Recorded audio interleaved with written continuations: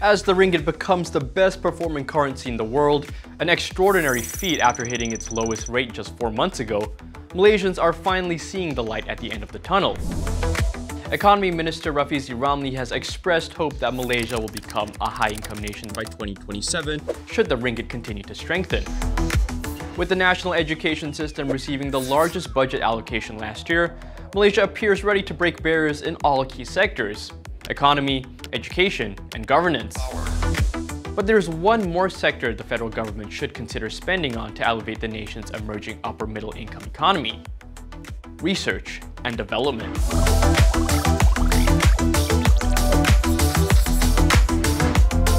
It is often overlooked and underappreciated, as its results are difficult to quantify and usually only seen and felt years later.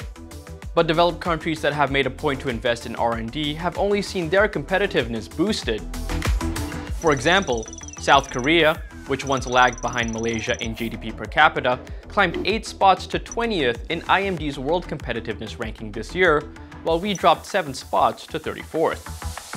With a GDP of around 4.3 times that of Malaysia, South Korea is now ranked first in the world for R&D spending, allocating about 4.9% of its GDP to the field compared to Malaysia's 0.95%.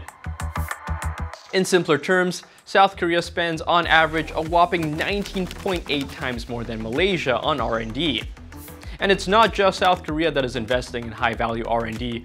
Other developed nations such as Japan, the US, and Switzerland are also doing the same. Funding for R&D typically comes from the government and private enterprises. Examples of prominent government-funded large projects include the National Aeronautics and Space Administration in the US and the Large Hadron Collider in Switzerland. On the other hand, companies like Toyota, Samsung, and Amazon focus on research that drives commercial gains, aiming to push their businesses to new heights.